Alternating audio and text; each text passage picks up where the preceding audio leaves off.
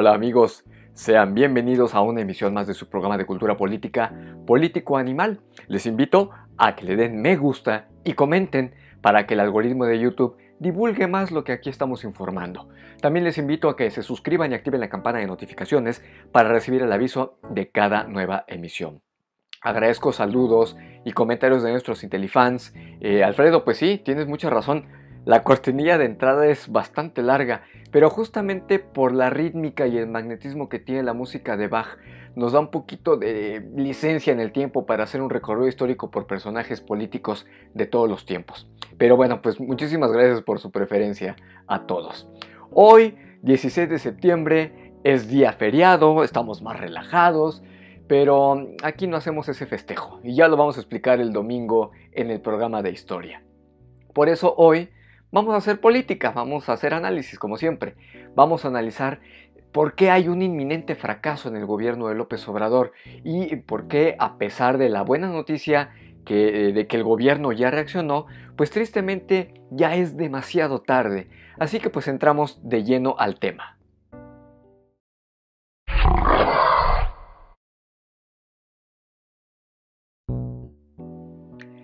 Cuando comenzó el actual gobierno, la cantidad de promesas al aire me hizo concluir que no iba a pasar nada en este sexenio y que pues López Obrador fracasaría en su intento y tendríamos problemas más graves que los que ya teníamos en noviembre de 2018.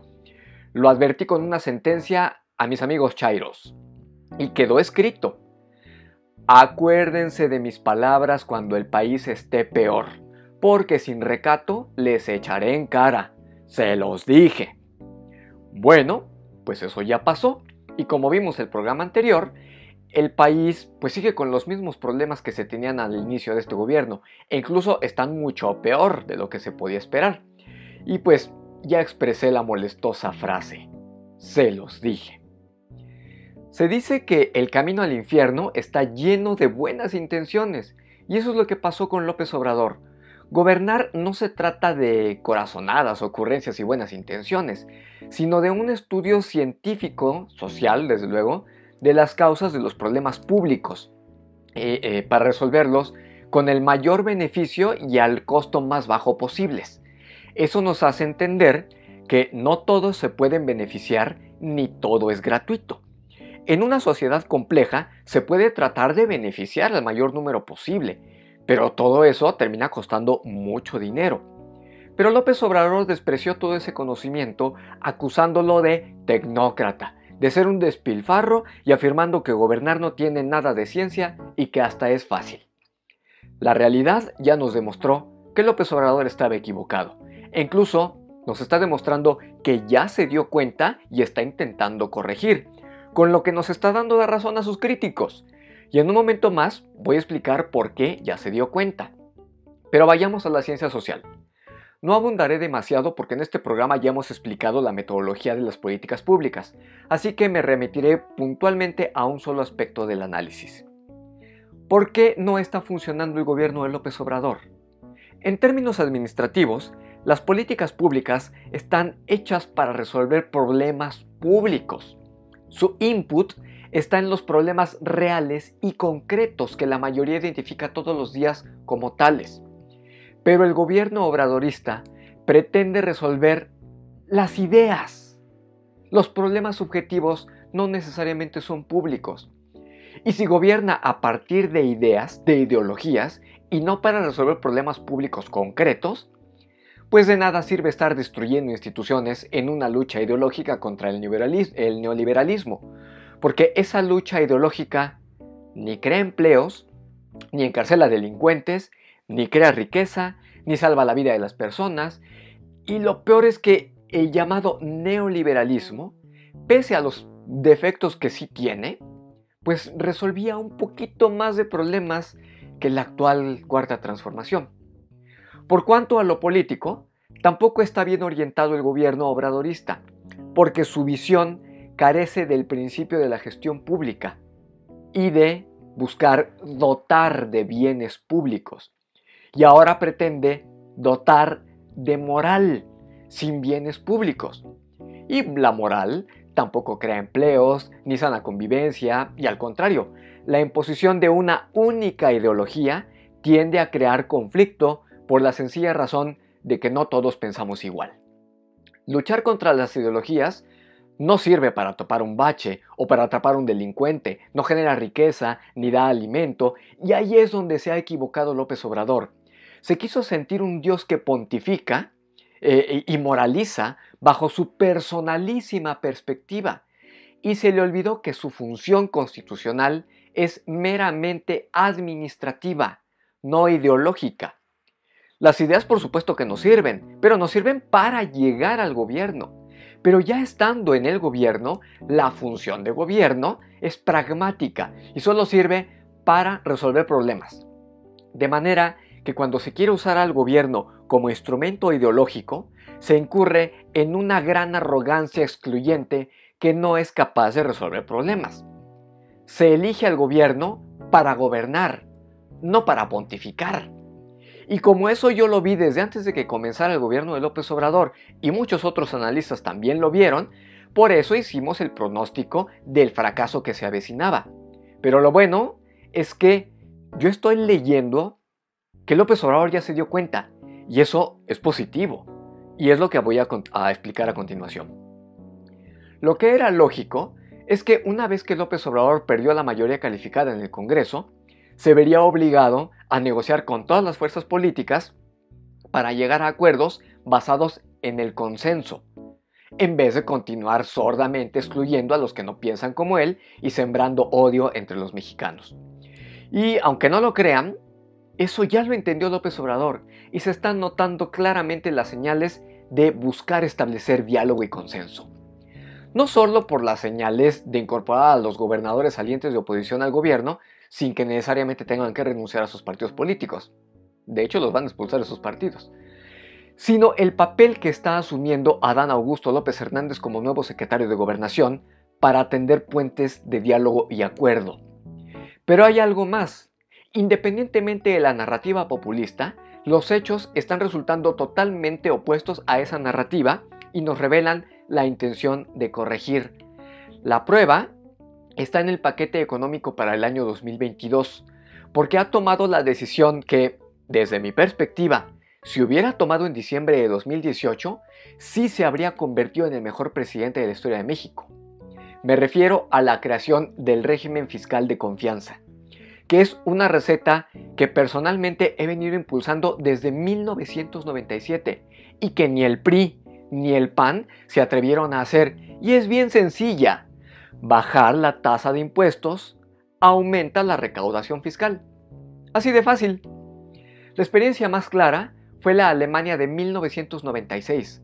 Ante una pavorosa crisis económica que se les venía encima, optaron por bajar los impuestos para que a la gente le fuera más cómodo pagarlos, y entonces aumentó el número de contribuyentes y así también aumentó la recaudación y el gobierno tuvo recursos para poder proporcionar bienes públicos.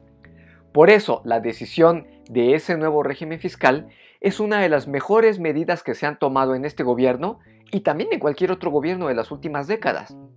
Y ahora está pasando la pelota en la responsabilidad de la ciudadanía. Algo que sí es totalmente liberal y que habla de auténtica responsabilidad económica. La pregunta es si la población está dispuesta a asumir su responsabilidad, como ya lo vimos en el programa pasado. Quizás sí genere distorsiones como menos incentivos a producir más riqueza, pero si por lo menos aumenta la recaudación, habrá más personas interesadas en que sus contribuciones no se pierdan en actos de corrupción y éstas sean vigilantes en lugar de quedarse solamente con palabras. La otra medida es que, a pesar de que públicamente rechaza la participación del sector privado para las inversiones, si ustedes observan el proyecto de presupuesto de egresos de la Federación para 2022, la lista de proyectos bajo el esquema de las asociaciones público-privadas ha aumentado considerablemente, lo que implica la reactivación de la inversión, condición sine qua non para lograr el crecimiento económico. Y una medida más es que hay un importante aumento presupuestal en materia de salud, que era una necesidad imperiosa desde febrero de 2020. tuvo que pasar más de año y medio para que reaccionara López Obrador y pues empezara a corregir. Ahora, hace falta corregir en muchos otros temas, como la inversión pública, la educación, la certeza jurídica de la inversión, la protección civil, el Estado de Derecho, el empleo y la seguridad pública. Pero al menos parece que legítimamente se ha dado cuenta y se empieza a ver un modestísimo avance. Sin embargo, ahora sí, López Obrador comienza a hacer lo que los críticos tanto le veníamos reclamando. Ya escuchó, ya entendió.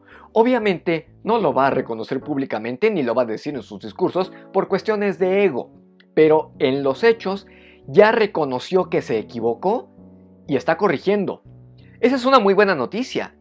Ahora resulta que los críticos hemos ayudado más a López Obrador que sus chairos lambiscones que no tienen ningún sentido de autocrítica ni conocimiento de la cosa pública. Ahora hay un gran problema. Ya se perdió mucho tiempo en la confrontación y la cerrazón, por lo que el tiempo ya no alcanza. Y para que se den frutos en el corto plazo, pues hace falta hacer muchas cosas más profundas que no se van a lograr hacer en tan poco tiempo. Por ejemplo, la gigantesca corrupción de este gobierno está pasando una factura bien costosa. Si en verdad ha habido ahorros por más de 1 billón de pesos, como dijo en su mensaje del informe de gobierno, ello supondría que ya no se necesita de ese billón de pesos en el presupuesto 2022. Y entonces debió bajar el presupuesto de 6.2 billones a 5.2 billones de pesos, o por lo menos mantener el presupuesto como el que se tiene en este año y destinar el recurso excedente al creciente número de pensionados que van a darse en los próximos años. Por lo menos nos estaríamos ahorrando efectivamente 1 millón de millones de pesos. Pero no es así. Este presupuesto para 2022 está buscando aumentarse como nunca en la historia, con un salto de 13%, es decir, un incremento de 800,000 millones de pesos en el presupuesto, lo que revela que los ahorros que presume López Obrador simplemente no existen. Al contrario, hace falta muchísimo dinero para tapar el hoyo que se hizo en los últimos 3 años. Ahora el presupuesto 2022 no refleja los supuestos ahorros, sino que da un brinco para llegar a más de 7 billones de pesos.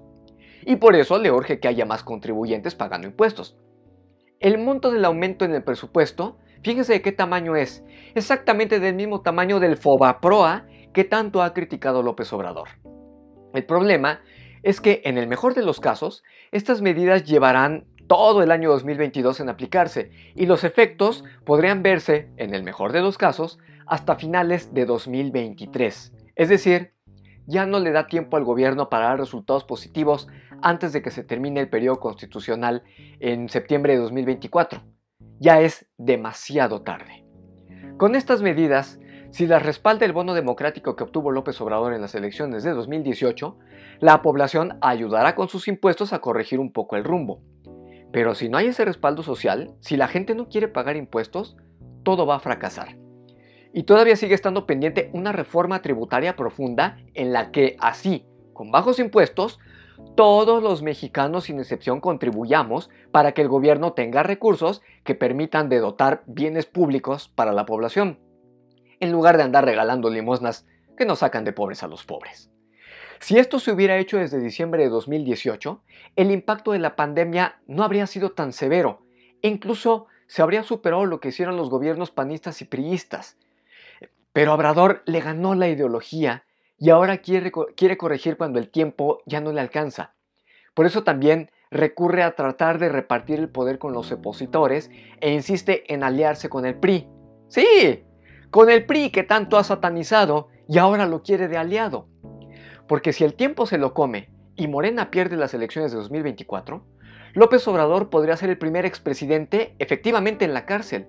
Por eso, para cubrirse las espaldas, no solo tiene que asegurarse de que su partido gane las elecciones, sino que tenga aliados en la oposición que no vayan a encarcelarlo si es que llegara a perder las elecciones. Hay que decirlo, López Obrador ahora sí está haciendo lo correcto, lo que los críticos veníamos insistiendo. Ya nos hizo caso.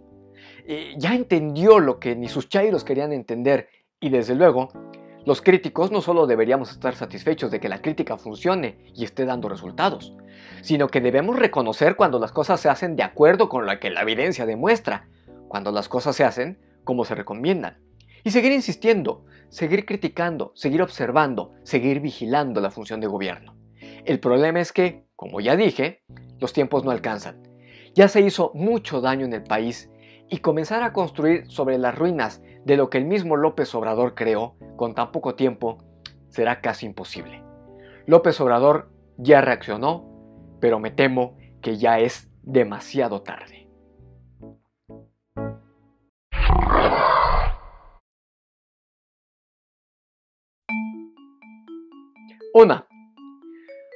Una de arena y una de cal con la Corte. Cuando parecía que se daba un avance en materia de derechos humanos y el respeto al ámbito de lo privado, Arturo Saldívar, el presidente de la Corte, demostró su profunda ignorancia sobre el derecho sanitario al violentar el principio pro persona de los derechos humanos y pretender que se obligue al personal de salud a realizar procedimientos que van en contra de la ética profesional médica. Y es que se nota que en la mente de Saldívar solo priva lo político y su tema político de interés es el aborto. Pero olvida el derecho, olvida la ley y está olvidando otros temas de bioética que en la deontología médica pues están en juego, como la ortotanasia, la donación de órganos, las transfusiones sanguíneas, la experimentación en seres humanos, los vientres subrogados, etc. Si Saldívar elimina la objeción de conciencia, hasta él mismo podría ser víctima de su propia ignorancia jurídica. Porque un trastorno neurológico que un médico pueda confundir con una muerte cerebral, pues lo podría condenar a la tumba, aunque él no quiera. Porque los médicos estarían obligados a terminar con su vida por un criterio subjetivo y arrogante que carece de conocimientos de bioética. Y para colmo, Saldívar ni siquiera sabe qué fue lo que resolvió el poder que él preside. Porque él argumentó que la Corte reconoció la interrupción legal del embarazo. Y no, eso no fue lo que votó el máximo tribunal constitucional, sino que quienes se practiquen un aborto no vayan a la cárcel. Saldívar es un auténtico burro que actúa con la víscera y no con la cabeza. El presidente de la Suprema Corte de Justicia de la Nación no sabe de derecho. 2. 274 diputados federales podrían perder su puesto e ir a la cárcel por desacato a un amparo que otorga una suspensión para desaforar al fiscal de Morelos. También se revela que estos diputados no saben de derecho y de los procesos parlamentarios, porque solo se trataba de desechar un proyecto que ya era inviable, pero interpretaron mal el proceso y desecharon la petición de la Fiscalía General de la República a reconocer que y lo cambiaron por reconocer que el fiscal morelense no tiene fuero, con lo que no solamente están violentando el artículo 111 constitucional, sino que desprotegen al fiscal y se incurre así en un desacato a una suspensión concedida por un juez federal y que se va a resolver hasta el 21 de septiembre, por lo que el caso será recurrido en la Suprema Corte y ahí se va a venir abajo el desafuero contra el fiscal de Morelos, pero también ahí se puede iniciar el proceso para separar de su cargo y encarcelar a 274 diputados federales de Morena, PT y el Partido Verde. Y esto por desacato. La misma razón por la que López Obrador había sido separado de su cargo como jefe de gobierno del Distrito Federal en 2005. Imagínense a 274 pelados en conjunto que sean desaforados y que vayan a la cárcel. Así de mal está arrancando la 65 legislatura del Congreso de la Unión por falta de cultura política de los mismísimos diputados. 3. Ayer se hizo un año de la no rifa del avión presidencial. El avión lo sigue usando el gobierno, pese a que se rifó. Y lo curioso es que los que ganaron la rifa del año pasado fueron mayoritariamente instituciones públicas. Qué curioso, ¿no? Por cierto, no todas han recibido el monto del premio. Y la abrumadora mayoría de los que sí recibieron el premio no han ejercido los recursos porque, como dependen del gobierno, no hay reglas para ejecutarlo. Ahora vuelven a rifar tonterías. Un palco en el Estadio Azteca. Hay que hacerle una auditoría independiente a la Lotería Nacional porque me huele. 4. Otra vez el gobierno federal actúa sin conocimiento de la ley. El artículo 89 constitucional faculta al presidente para indultar a reos. Y otra cosa es una ley de amnistía. Pero emitir un decreto del Ejecutivo que no es ni un indulto ni una ley general de amnistía, está violentando la ley. Si el presidente actúa violentando la ley, se va a seguir metiendo en serios aprietos. Urge que tenga verdaderos asesores en derecho, porque el gobierno federal está verdaderamente mal y en una metida de patas de esa, el presidente puede terminar dejando el puesto y puede terminar en el bote. Hasta aquí por hoy del Político Animal. Si les gustó este video, no dejen de suscribirse y activar la campana de notificaciones para recibir el aviso de nuestro próximo video. Opinen en la caja de comentarios e inviten a sus amigos a que obtengan más cultura política para que no se dejen engañar y no se pierdan nuestro próximo programa. Por lo pronto, es todo de mi parte y los espero el próximo jueves en una emisión más del Político Animal. Adiós.